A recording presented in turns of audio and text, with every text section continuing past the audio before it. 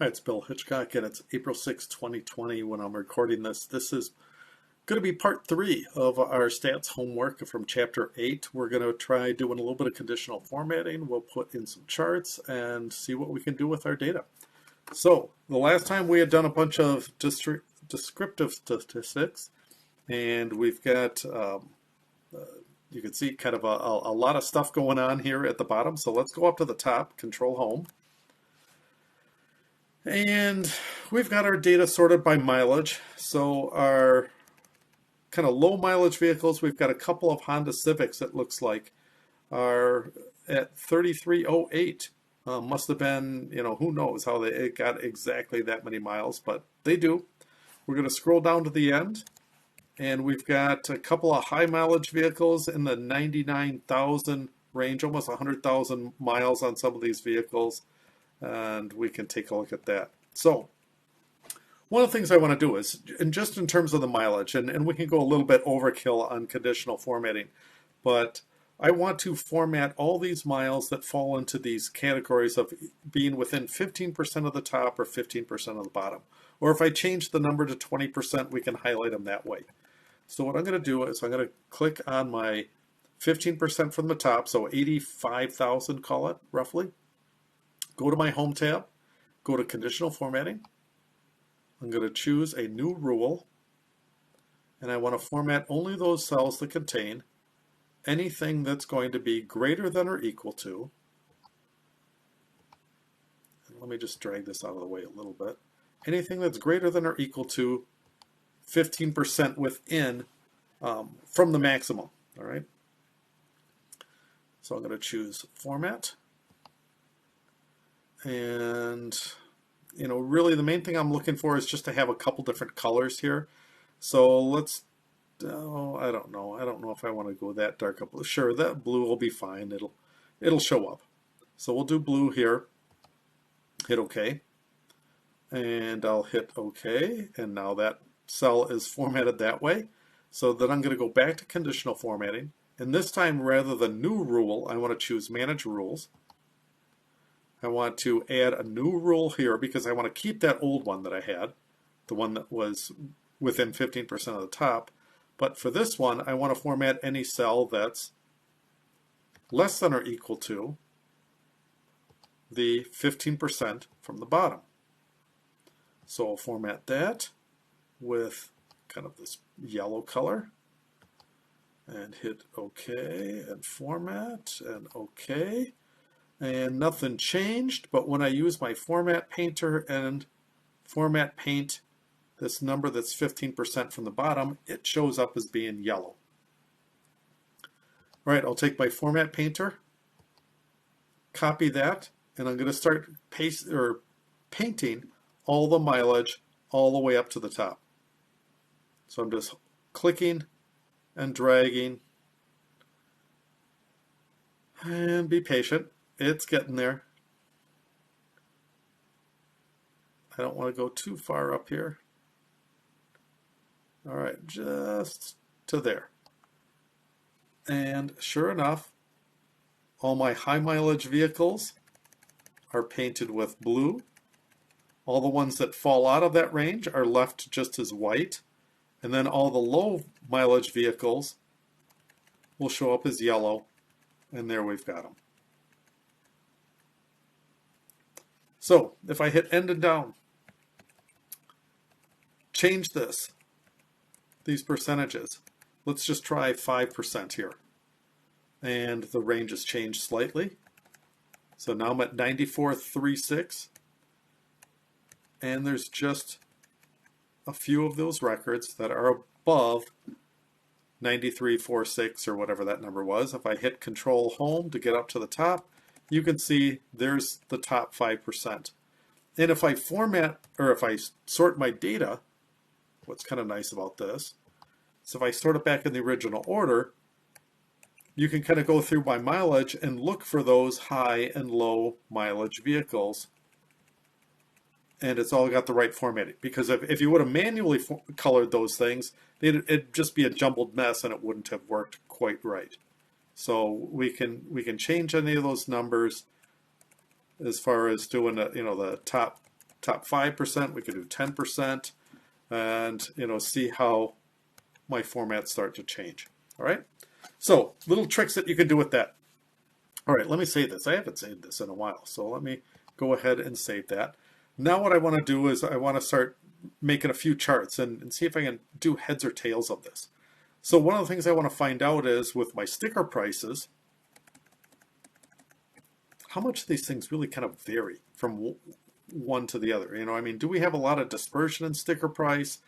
We could do the same thing on mileage. I could do it, really on any of these numeric values. So I'm going to try it with sticker price. So I'm going to hold my shift key on sticker price, shift end and down. So I've just selected one set of data, and let's go into insert and choose an XY plot. Now normally with an XY plot you're going to want to do two variables, but in this case, trust me, just do the one.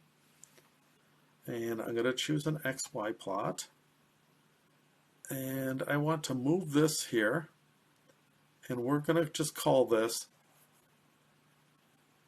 sticker dispersion. And it's churning, and there it is. All right. We've got these items, and it looks as though we've got kind of a bottom range here. We don't sell any vehicle less than $22,000. It doesn't look like we sell any vehicle that's more than $40,000, but they're all just kind of a jumbled mess in between there. So let's come back to the fleet information. And what I want to do is I want to add a little bit of information to it. I want to get the average sticker price here. So excuse me, let me grab this and go Format Painter and Format Paint that. And what I want to do is I want to get the average sticker price. So I could either type in another average function, but then it's going to calculate this a whole bunch. Let's just type in an equal sign, come over to the sticker price column, hit end and down, and find where we've got the average sticker price computed. That's G107 on my spreadsheet. I'll hit function F4 a couple of times, and there I've got my number. So if I copy that down, it's the same average sticker price for all these, which is fine. Just humor me, go with it. Shift and down, copy this, and then if I go to my sticker dispersion chart and just click someplace here on the chart to select it and hit Control V to paste it, I've got the average going across here, so you can kind of see what the average price of all those vehicles happens to be. And that gives us an idea, I mean, we can take a look and see how many are above and below that average price. We can do things like that. So let's go back to our fleet information and try this out once. Let's go down to the bottom. And we've got, here is my average sticker price. So I want to know how many of those things are above and below average.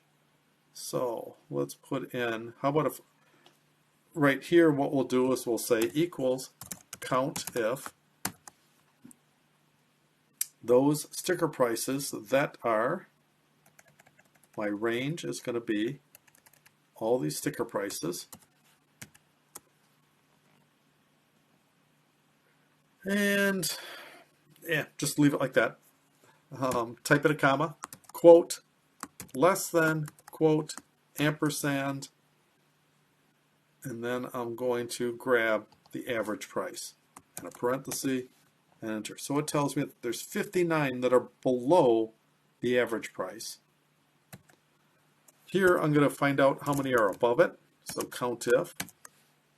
My range is what we had before. There's sticker price. I'll come down a cell, shift and down, comma, quote, anything that's greater than ampersand the average price, which is in cell G107. And there's 44. So if I highlight both those cells, I just want to do a quick check on here down on the, it gives me the sum is 103, so that looks good. We've got 59 or above, 59 or below. If you want to get the percentages, you could probably hide your percentages someplace down here and do it. But that way we get a quick idea about what's what. So let's come to the sticker price. Let's format, or let's sort this from smallest to largest. And now if we go to our sticker dispersion, you can see what was used to be kind of a messy chart, now everything's kind of lined up. You've got all these vehicles that all have a sticker price of $22,000. All of these have a sticker price of $25,000. These are at slightly above it, 27, 30, 34, and 40,000. So what seemed like a, almost just kind of a bunch of random sticker prices, just by doing a little bit of sorting and grouping, you can quickly come up with, a chart that, if you think about it, it tells us how many vehicles we have and what their sticker price is. So let's add a few things to this chart here. On the chart tools, I've got design. I want to add a chart element. So for my primary horizontal, that's going to be the number of vehicles.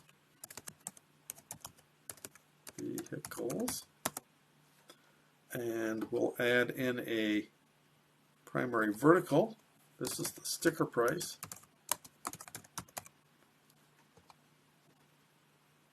And enter. And there we've got something put together for our chart. And if you wanted, you could put in, add a chart title to it. That probably wouldn't be a bad idea. Let's add in a chart title. We'll put this above the chart and say that this is for ABC Auto Sales, or whatever the company happens to be. And maybe whatever the location happens to be. If it's in Chicago, Illinois, we can add that on there. So keep in mind, the minute you sort your data by a different column, it's going to kind of jumble this particular chart. But it wouldn't be a bad idea to maybe take something like this if you're going to use it in a report, and quick do a print, make a PDF of it, that sort of thing. And that's how we can analyze that bit of data. So that looks pretty good. Let me save that. All right, next thing that I want to take a look at is see if there's any correlation, any connection between our mileage and sticker prices. You would think that higher mileage cars probably wouldn't have as high of a sticker price. So let's take a look and grab mileage and grab the sticker price, Shift N down to grab all of those. I'm going to go to Insert, make an XY plot. I've got a new chart here, but it's kind of jammed up at the top because I've got freeze panes on. I'm going to move this chart location, give it a new name. I'll call it mileage versus sticker. And there we go. So let's sort this data back in our original order and see how this looks. And here's my mileage versus the sticker price. So let's see, here's the mileage, there's the sticker prices. We've got that in there. It looks as though the higher mileage vehicles all, pretty much if it's over a certain price, it's set at $22,000. All right. So let's try right clicking on here. We'll add a trend line in.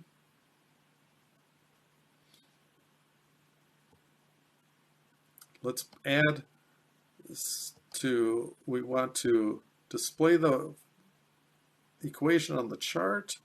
I need just to move things around a little bit here. I want to display the R squared value on here. Hang on, let me try that again. Oh, come on, let me do this. All right, let me try this again. Let's see. Check outside of here. I was right-clicking on my data. I chose Add Trend Line. We've got the trend line in there. I want to go to Display the R-squared valued. I want to display the R-squared value on here. It looks like it's kind of overlapping a little bit. I got to move this around and increase my font size so I can read what this is telling me. And it looks like, actually based on the R-squared value, there's a fairly high correlation between the mileage and the price, or sticker price.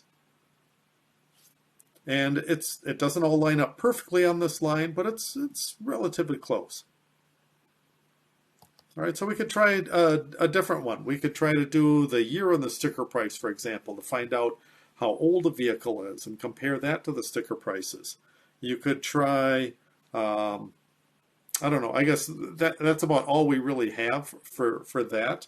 Other things that you might want to do is take a look at the type of vehicle. You would think that looking at, really we should be comparing BMWs to BMWs versus BMWs to Hondas and so on. So we could add in some additional things. So let's try sorting, for instance, by make and model. Let's come up here to Home, choose Sort and Filter, do a custom sort. Let's sort this by the make, and within make, by model. And within that, let's do whether or not the vehicle was sold, and then maybe by the sticker price. And hit OK. So I've got all my BMWs together. And we can find out some of them weren't sold, some were sold. We could focus in on some of that. I've got some Chevy Malibus. I've got Ford F-150s. Looks like I've got a bunch of Ford trucks in here. So this might be a good example where we want to insert another column. And let's call it the type. So let's see, my BMW is a car, or a sedan or something like that. We'll call it a car. And let's just copy this all the way down. Oh, hang on. I got to start up at the top again. Where am I? There I am. Shift. Page down, page down, page down, page down, page down. I'm just paging down so I can get down to the bottom here. Hit enter, paste them in there. Most of these are all cars.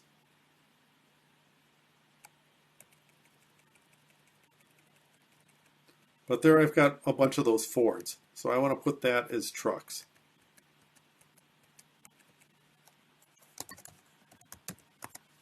So we've got that in. Copy that for all my Fords.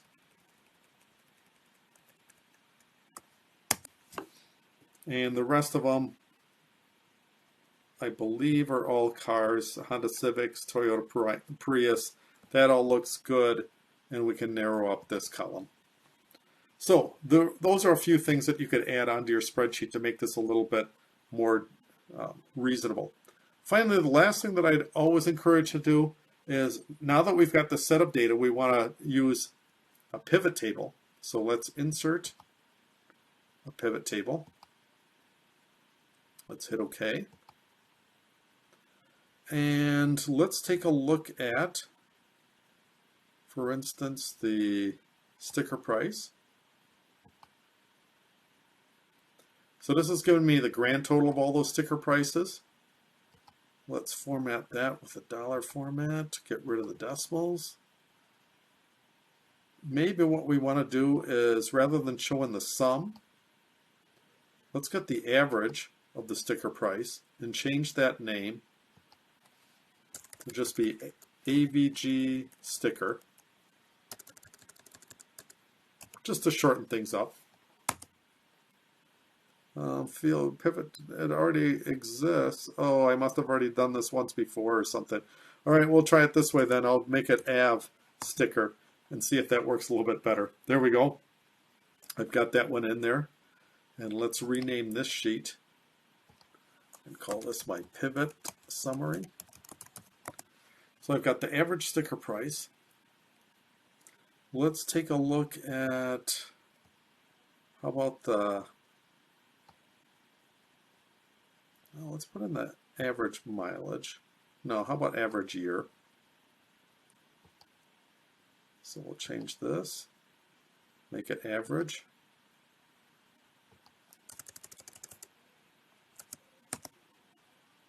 And for the average year, we don't want to format that with a dollar sign or anything. I'm going to use a general format and get rid of a couple of decimal points there. And then we can take a look at, for instance, by type and find out what our average sticker price is on the cars versus the trucks. We could try doing the make and the type, and quickly pull some data together like that. If you want to try adding a chart into it, we could do a pivot chart. And this particular pivot chart isn't all that useful because it's given us kind of an average of the sticker, but then it's got the average of the year. So let's change this chart type.